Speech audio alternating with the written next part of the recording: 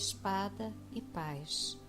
Evangelho, capítulo 23, item 11. Não penseis que eu tenha vindo trazer paz à terra. São Mateus, capítulo 10, versículo 34.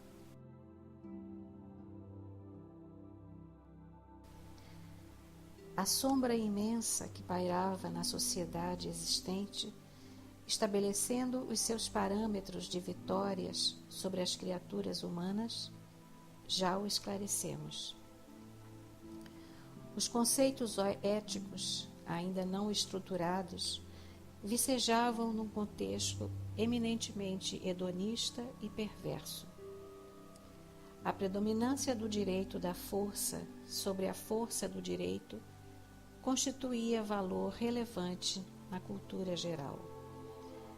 O ser humano estorcergava na canga da escravidão política, social, econômica, de raça, de credo, destacando-se como triunfantes as personalidades impiedosas e violentas e os poderosos de um dia, herdeiros das tradições ancestrais e dominadoras no grupo social.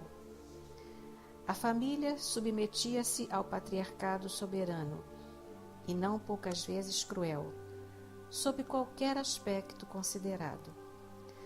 Os interesses giravam em torno da posse, terrível mecanismo egóico para preservar as paixões ainda aselvajadas.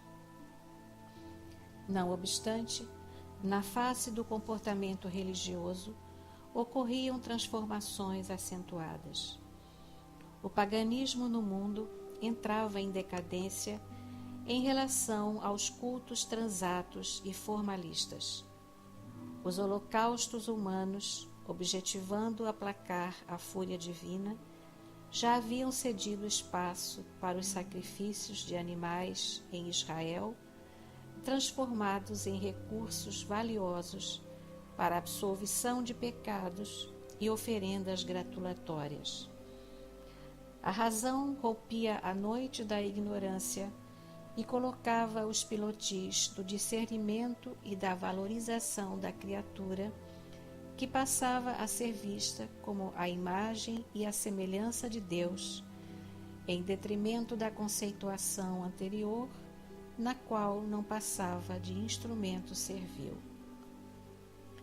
Certamente esse processo, que ainda continua em desenvolvimento, teria que superar todos os impulsos agressivos que constituem a natureza humana, vitimada pela herança animal, resultante do seu processo de crescimento antropo-social-psicológico.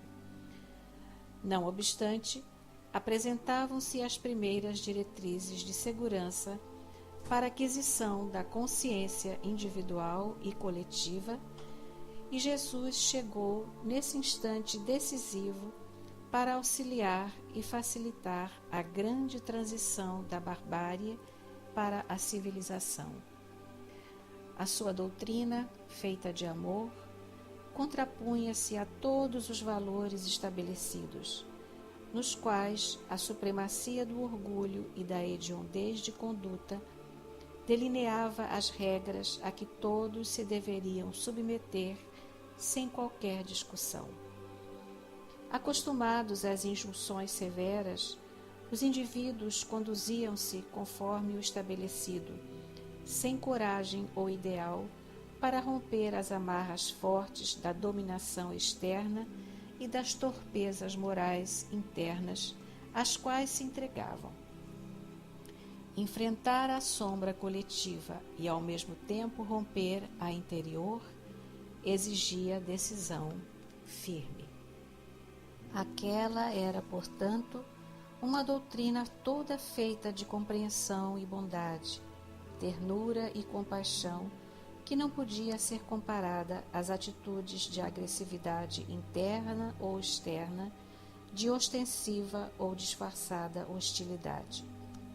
No entanto, nunca lhe faltara a energia e o valor moral para enfrentar os desafios que surgiam, objetivando obstaculizar a marcha da sua revolução espiritual. Era, sim, uma revolução espiritual como a Terra jamais experimentara outra semelhante.